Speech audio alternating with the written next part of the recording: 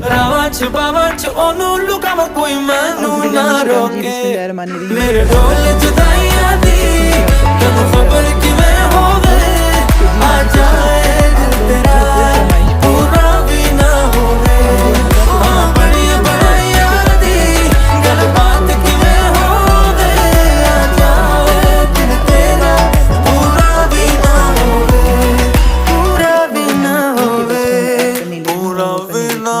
Oil घी ਹੋਵੇ butter जो भी आप ऐड कर सकते हैं वो करें।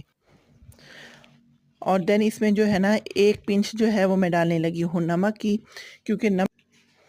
अब मैंने इसको करना है अच्छे से मिक्स इस तरह से करना है कि ये जो गिल्टियाँ बन जाएगी ना, जो हमने घी ये डाला है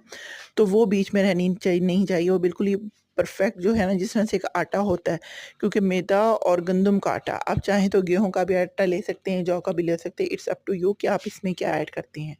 देन जो